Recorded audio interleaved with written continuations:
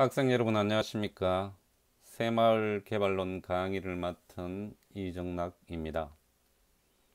먼저 강의를 시작하기 전에 여러분들한테 꼭 알아야 될 부분, 그리고 어떻게 한 학기 동안 새마을 개발론이 강의될지에 대해서 간략하게 전달을 하는 시간을 갖도록 하겠습니다. 새마을 개발론은 새마을 운동하고 연계해서 설명을 할 수 있는 아주 중요한 용어이자 학문이라고 할 수 있습니다. 할 수 있고, 여러분들한테 이제 제가 어떤 방식으로 강의를 할지 한 학기 동안 여러분들이 참고해야 될 사항을 먼저 알려드리도록 하겠습니다. 지금 영남대학교에서 대면 강의에서 비대면 강의로 중간고사까지 전환이 되었기 때문에 기존의 대면 강의라 그러면 제가 여러분들한테 교재에 따라서 1장부터 시작해서 쭉 준비된 장을 설명하면 가장 간략하게 여러분들한테 강의를 이제 강의실에서 이제 하는 그런 방식이 될 건데, 지금 또 비대면 강의로 반학기가 전환되었기 때문에 이제 강의 방식도 조금은 변화를 시켜야 될 것 같습니다. 저번 학기 저에게 OD 사업론 강의를 들은 학생 같은 경우에는 제가 하는 강의 방식이나 내용에 대해서 일정 부분 익숙하겠지만, 그래도 지금 처음 듣는 우리 학생들이 많기 때문에 제가 간략하게 어떻게 새마을 개발론이 한 학기 동안 강의될지에 대해서 설명을 드리도록 하겠습니다. 강의는 기본적으로 새마을 개발론 교재에서부터 비롯됩니다. 그리고 교재에서 시험이라든지 강의라든지 모든 내용, 거의 이제 90% 이상이 교재 내용에 담겨져 있기 때문에 여러분들한테 지금 오늘이 월요일입니다. 목요일 시점에 교재 신청을 마감을 하고 출판사에 의뢰해서 인쇄가 들어가게 되면 적어도 다음 주 목요일, 빠르면 다음 주 목요일, 늦으면 그 다음 주 화요일부터는 교재를 통해서 여러분들하고 이제 새마을 개발론을 학습할 수 있게 될 것 같습니다. 그렇게 이제 교재의 중요성을 여러분들께서 인식을 해주시고, 또 시험이라든지 레포트, 과제 이 부분은 일반적인 적용을 이해를 해주시면 됩니다. 그러니까 저는 특별히 시험에 많은 비중을 둔다든지 출석에 많은 비중을 둔다든지 과제에 많은 비중을 둔다든지 그렇게 하지 않고 수업 계획서에 나와 있는 그 비율에서 크게 벗어나지 않게 여러분들한테 과제도 내고 강의 평가도 할 겁니다. 강의 평가를 할 테니까 이렇습니다. 지금 이 과목 자체가 3학년 핵심 과목으로 전공 핵심으로 분류되어 있기 때문에 여러분들이, 제가 지금 첫 번째 과제는 큰 부담 없이 1학년, 지금 4학년 학생도 있고 2학년 학생도 있고 3학년 학생도 있습니다. 탁과에서 이제 강의를 듣는 학생들도 있기 때문에 여러분들이 지금 이 시점에 새마을 운동에 대해서 어떠한 강의를 들었고, 또 그 강의 속에서 여러분들이 형성되어 있는 지식 체계를 제가 간략하게 이제 알기 위해서 여러분들한테 설문 형식의 이제 과제를 내었습니다. 그러니까 여러분들이 가감 없이, 이거는 이제 평가의 개념은 아닙니다. 그냥 진솔하게 여러분들이 이제 강의를 들었지만 시간이 지나서 많은 부분을 뭐 생각이 안 난다든지 그런 부분을 상세히 기술해 주시면 제가 기초부터 심화에 이르는 과정에 이르기까지 여러분들한테 강의를 하도록 하겠습니다. 그리고 또 부수적으로, 또 저번 학기 제 수업을 들은 학생들은 아시겠지만 여러분들이 취업하고 연계해서 도움을 줄 수 있는 방법, 저번 학기에는 이제 자기소개서를 제가 받아가지고 일일이 피드백 했는 이제 사례도 있었는데, 많은 학생들이 그런 부분을 상당히 이제 필요로 하고 있기 때문에 그건 여러분들이 꼭 또 취업이라든지 어떤 직업이라든지 이런 부분에 대해서 저한테, 또는 이제 또 다른 어떤 필요한 부분이 있다 그러면 거기에 적어주시면 제가 충분히 반영해서 여러분들한테 강의를 할 수 있도록 하겠습니다. 그리고 새마을 개발론 강의 이제 여러분들이 교재를 받지 않았기 때문에 제가 목차에 대해서 간략하게 설명을 해드리도록 하겠습니다. 제가 항상 여러분들한테 예습이라든지 또 강의 중에 집중이라든지 이후에 이제 복습이라든지 이런 부분은 제가 유튜브에도 새마을 관련 동영상을 올려놨기 때문에 연계해서 설명을 해 드리도록 하겠습니다. 많은 학생들이, 대부분의 학생들이 제 강의가 어렵다는 이야기를 많이 합니다. 어렵다는 이야기를 하는데 반복해서 들으십시오.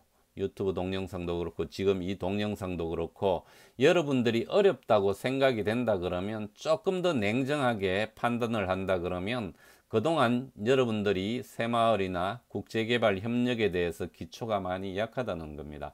약하다는 부분이기 때문에 이제 새마을도 여러 분야가 있습니다. 여러분들이 관심을 가질 수 있는 분야 또는 지루해 질 수 있는 분야가 있을 수 있지만 이해하기 힘들다 그러면 반복해서 학습하는 것이 가장 최선의 방법이다. 그렇게 설명을 드릴 수 있겠습니다. 제가 간략하게 목차를 먼저 짚어드리도록 하겠습니다. 이 새마을 개발론의 교재는 제가 작년 교재를 보여드리겠습니다. 작년 교재는 이런 포맷으로 되어 있습니다. 이런 포맷으로 되어 가지고 총 396페이지로 되어 있습니다. 그런데 이번에는 많이 전면 개정이 되어 가지고 그진 한 470, 60페이지 정도 이제 많이 보완이 되었습니다. 보완이 되었고 제가 부장으로 이렇게 나누어져 있습니다. 어떻게 이제 목차가 구성되어 있는가 하면요. 제1부는 새마을 개발론의 기초 영역입니다. 기초 쉽게 개념이라든지 또 한국의 발전 과정이라든지 이런 기초 영역을 다루고 있고 제2부에는 새마을 운동의 원리를 다루고 있습니다. 원리라 그러는 건 뭐겠습니까? 새마을 운동의 원리는 새마을 운동이 어떻게 작동되어서 성공이 되었는지 그 원리를 이제 들여다보는 부분입니다. 그 다음은 실천 부분입니다. 새마을 운동이 사업을 통해서 어떻게 실천되었는지 그 다음 분야는 응용 부분입니다. 그러면 우리가 이 사업을 가지고 국제개발 협력의 수단으로서는 어떻게 응용되어야 하는지 그렇게 다루어지고 있습니다. 그러니까 여러분들 기초, 원리, 그 다음에 사업, 실천이죠. 응용 이 네 파트로 이제 새마을 개발론이 구성되어 있다. 이렇게 개념을 잡으시고요. 제1장은 개념 정리 및 기초 이론 이렇게 되어 가지고 새마을 운동하고 관련되는 용어들을 이해하자. 그러기 위해서는 새마을 운동과 마을 공동체 또 우리가 흔히 이야기하는 새마을 개발, 새마을 ODA는 어떠한 개념을 가지는지 한번 살펴보는 그런 이제 1장 1절이 되도록 됩니다. 그 다음에 2절은 지역사회 개발과 지역개발의 이해, 3절은 국제개발 협력과 공적개발 원조의 이해입니다. 여러분들이 조금만 더 생각하면 이 흐름을 쉽게 찾을 수 있습니다. 새마을 운동에 대한 관련된 용어를 이해하자. 그리고 지역개발, 지역사회개발하고 관련되는 농촌개발도 될 수 있습니다. 용어들을 이해하자. 그 다음에 나아가서 전 세계의 국제개발 협력하고 새마을 운동은 어떤 관련선상에서 용어들이 서로 맥락을 잇고 있는지 그 부분을 살펴보자는 겁니다. 자, 다시 제가 한번 설명을 드리겠습니다. 이런 부분입니다. 새마을 운동은 1970년대 한국 농촌 마을의 문제 해결을 하기 위해서 시작되었습니다. 그러면 자, 일단 저 목차는 잊어버리시고 그러면 1970년대 한국 농촌의 문제는 뭐였습니까? 뭐겠습니까? 예?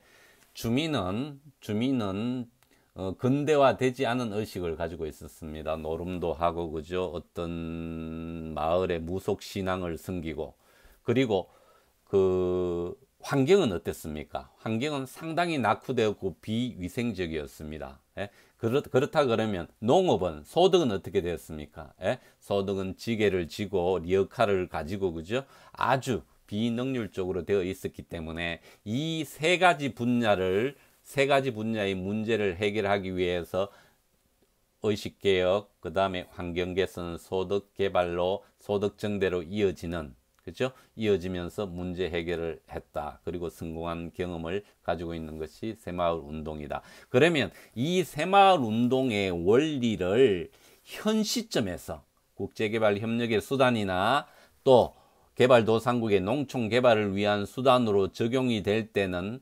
영남대학교에서는 새마을 개발이라는 논리를 가지고 들어갑니다. 예? 그렇게 이해를 해주시면 됩니다. 물론 이제 수업 시간에 들어서 제가 자세히 이야기를 하겠습니다. 예, 다시 강의를 이어가도록 하겠습니다. 제2장은 새마을운동과 한국의 발전 과정을 다루고 있습니다. 그러니까 이렇게 이해를 해주시면 됩니다. 새마을운동이 한국의 발전 과정에 어떠한 영향을 미쳤는지 그러한 부분들입니다. 그러한 부분인데 여기에는 전후 맥락에 어떤 부분이 있는가 하면요.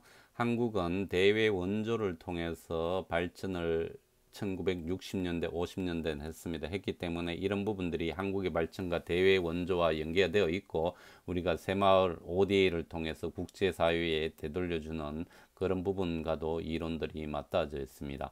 그리고 제가 가장 중요하게 다루는 부분입니다. 새마을 운동과 국가 발전 계획입니다. 많은 학자들이 새마을 운동을 하나의 정책이나 뭐 계획으로 보고 있지만 저는 새마을 운동이 성공하기까지에는 많은 국가 발전 계획들이 연계가 되어 있다. 그리고 지방에는 군 계획이나 지자체 뭐 계획하고도 도 계획하고 광역 계획하고도 연계되었을 때 새마을 운동이 더 시너지를 가져올 수 있다. 이건 전국적인 사업에 해당됩니다. 어떤 게 있겠습니까? 뭐 그 묘목 사업이라든지 뭐 가로수 사업이라든지 치산치수 이런 부분들이 해당될 수 있겠죠. 그 다음에 새마을 운동과 국가 발전 계획 중에서 박정희 대통령의 개발 철학도 저는 가장 중요하게 다루고 있습니다.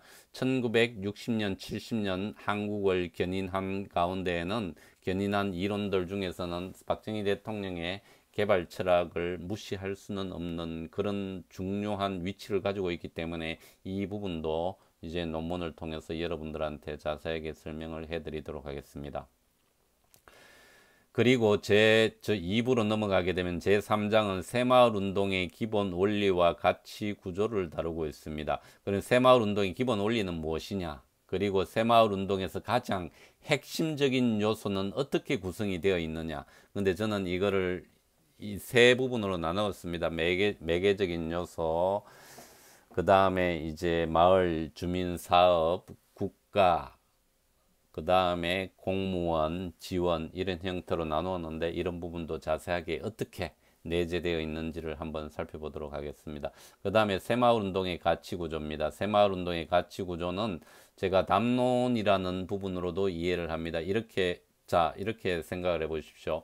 우리가 개발도상국에 새마을 ODA를 실천하기 위해서는 이론이 있고 사업이 있지 않습니까? 그러면 왜 해야 되느냐? 그죠? 이게 담론이 될 수 있고 가치가 될 수 있습니다. 수원국 같은 경우에는 어떤 나눔이라든지 봉사라든지 이런 정신을 가지고 할 수 있고, 공여국에서는요, 수원국 같은 경우에서는 잘 살아야 되겠다. 그죠?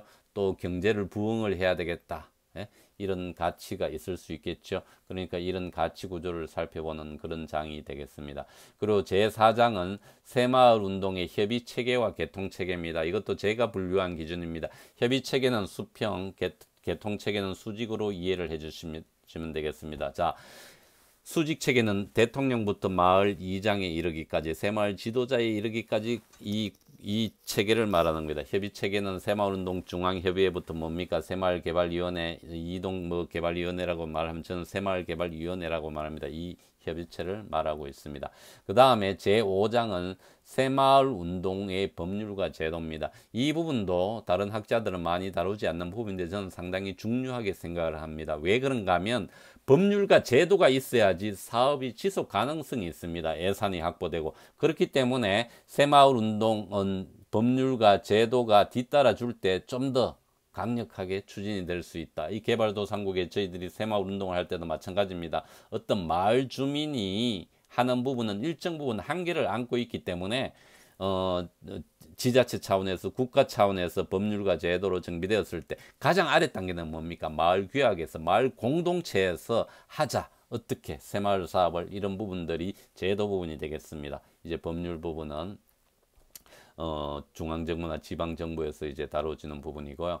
그 다음에 제3부는 새마을 운동의 실천입니다. 새마을 계획이 어떻게 수립되고 또 계획의 기본적인 개념은 뭐고 계획의 합리성이 뭐냐 이런 부분을 살펴보는 부분들이기 때문에 제6장은 새마을 계획의 실천 기법 이렇게 구성이 되어 있습니다. 제7장 같은 경우에는 새마을 사업의 구분 및 유형합니다. 이렇게 생각하시면 됩니다. 자, 새마을 사업을 분류하는 방법에는 많은 방법들이 있습니다. 많은 방법들이 있는데 저는 새마을 운동을 연차별로 구분합니다. 연차별로 어떻게 합니까? 1970년, 71년, 72년, 73년 이게 해마다 새마을 사업이 존재를 했었고 이런 부분들이 연차별 사업이 또 연대가 있을 수 있겠죠. 연대는 어떻게 되겠습니까? 1970년대의 새마을 운동, 80년대, 90년대, 2000년대의 새마을 운동이 있을 수 있습니다. 또 어떤 부분이 있을 수 있겠습니까? 예? 정부별로 구분을 할 수 있겠죠. 박정희 대통령, 전두환 대통령, 김영삼 대통령, 뭐 김대중 노무현 대통령이 이르기까지 노태우 대통령 이 각 대통령 정부별로 새마을 운동이 어떻게 추진되었는지 살펴보는 그런 구분 방법이 있습니다. 그 다음에 이제 지리적, 공간적, 권역별 새마을 사업이 있습니다. 지리적이라는 것은 어떤 부분입니까? 여러분들 잘 아시죠? 농촌, 어촌, 산촌 이런 부분이 있을 수 있죠. 그런데 우리는 뭐 평야, 뭐 준평야 이런 구분 없이 농촌, 어촌, 산촌 새마을 운동이 실제로 존재를 했었고 강력하게 추진이 되었다. 생활 공간적 부분은 어떤 부분입니까? 지리적 구분하고 약간 혼동이 될 수 있는데 여러분들 이렇게 하십시오. 생활하는 공간이다 이렇게 생각하십시오. 가정이 있죠. 가장 최소한 가정 새마을 운동이 있습니다. 그 다음에 뭐가 있습니까? 직장이 있을 수 있겠죠. 직장 새마을 운동이 있습니다. 직장도 여러 종류의 직능이 있습니다. 그리고 군 새마을 운동, 학교 새마을 운동 이렇게 생활 공간마다 새마을 사업을 구분할 수 있다. 그리고 권역별 구분은 어떻게 되겠습니까? 마을 권역, 그다음에 광역 권역, 그죠? 또 더 큰 이제 지자체 권역, 그다음에 이제 광역 권역 이렇게 있을 수 있습니다. 그다음에 제가 말이 조금 빠르지만 이제 여러분들이 좀 이해를 해 주시기 바랍니다. 분야별 새마을 사업이 있습니다. 분야별 새마을 사업은 새마을 사업의 가장 기초적인 부분입니다. 기초적인 부분이기 때문에 여러분들이 뭐라 그러면 가장 중요하게 이해하고 구분해야 될 새마을 사업의 분야입니다. 이거는 여러분들 많이 들어보셨죠? 정신개발 사업, 환경개선 사업, 소득증대 사업이 있다. 그런데 우리 새마을 국제개발학과 학생은 한 번 더 들어가야 됩니다. 어떻게?